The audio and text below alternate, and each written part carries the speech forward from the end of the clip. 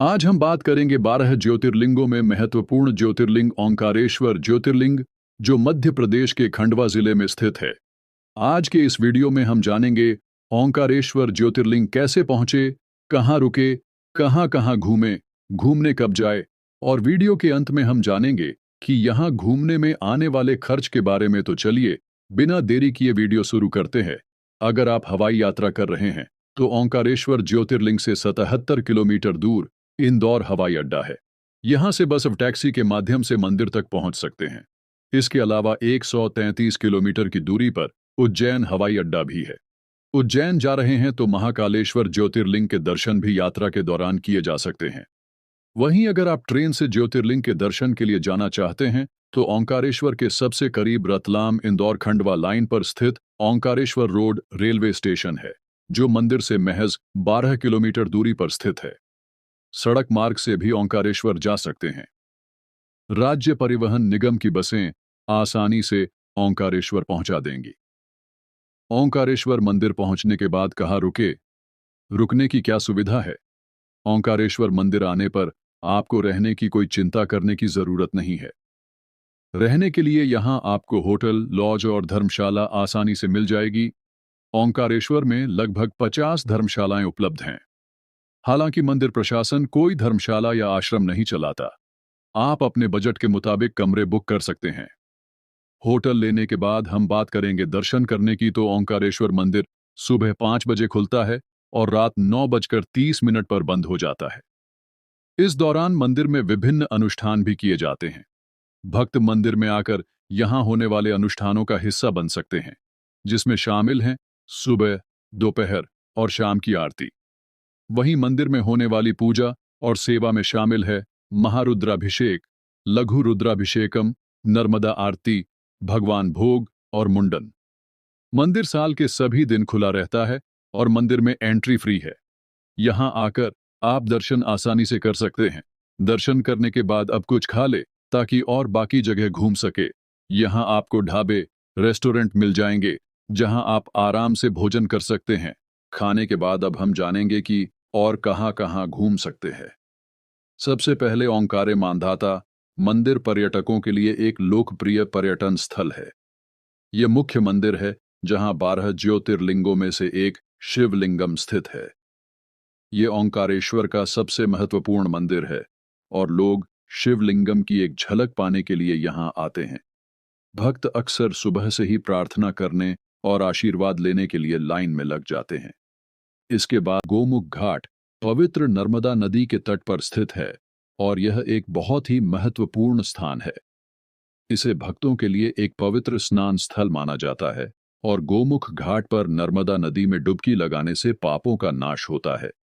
यह ओंकारेश्वर में घूमने के लिए सबसे अच्छी जगहों में से एक है और योग, ध्यान और गहन चिंतन के लिए एक शांतिपूर्ण वातावरण प्रदान करता है। गोमुख घाट पवित्र नर्मदा नदी के तट पर स्थित है और यह एक बहुत ही महत्वपूर्ण स्थान है। इसे भक्तों के लिए एक पवित्र स्नान स्थल माना जाता है और गोमुख घाट पर नर्मदा नदी में डुबकी लगाने से पापों का नाश होता है। यह ओंकारेश्वर में घूमने के लिए सबसे अच्छी जगहों में से एक है और योग, ध्यान और गहन चिंतन के लिए एक शांतिपूर्ण वातावरण प्रदान करता है। इस जगह पर करने के लिए सबसे अच्छी चीजों में से एक है नाव की सवारी करना या नर्मदा नदी में डुबकी लगाना। इसके अलावा मंदिर परिसर की खोज करने से आगंतुकों को जटिल डिजाइन, प्राचीन मूर्तियां और उत्कृष्ट शिल्प कौशल की प्रशंसा करने का मौका मिलता है, जो इस क्षेत्र की समृद्ध सांस्कृतिक विरासत को दर्शाते हैं।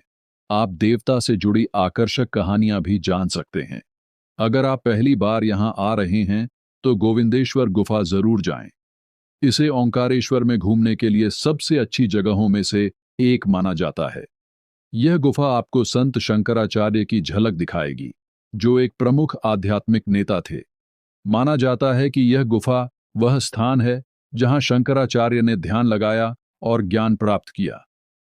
गुफा के अंदर आप उनकी शिक्षाओं से जुड़े प्रतीकों और शास्त्रों को देख सकते हैं। यह ध्यान और आत्मचिंतन के लिए एक शांतिपूर्ण और शांत वातावरण प्रदान करता है।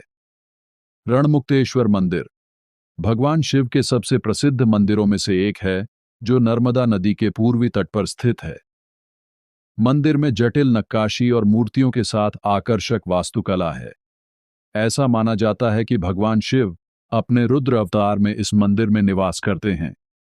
मंदिर का वातावरण अद्भुत है और इसमें आध्यात्मिक उपस्थिति बहुत ज्यादा है, जो इसे ओंकारेश्वर में एक लोकप्रिय आकर्षण बनाता है।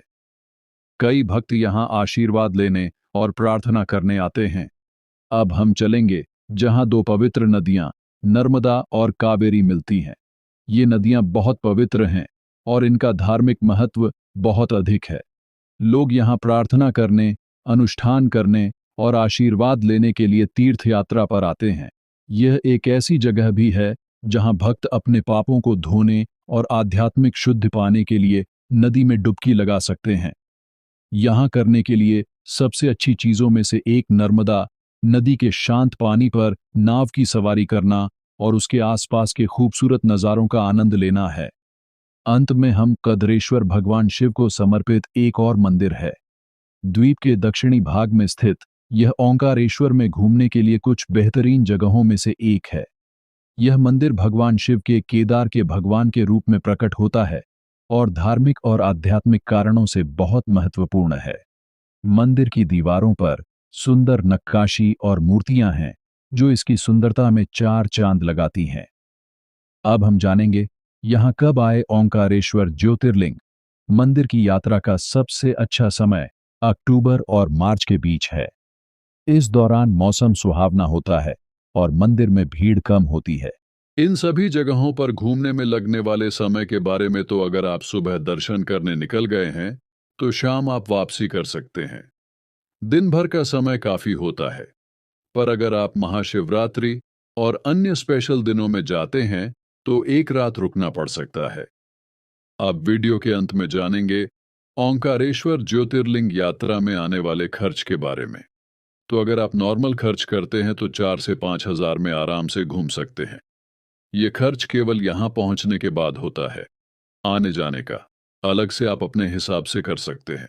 दोस्तों, अगर हमारी ये वीडियो अच्छी लगी हो तो आप हमारे चैनल को लाइक और सब्सक्राइब करें ताकि और इसे ही जानकारी आप तक पहुंचती रहे। इस वीडियो को शेयर करें ताकि जो भी लोग मंदिर जा रहे हैं तो घूमने में आसानी होगी। धन्यवाद।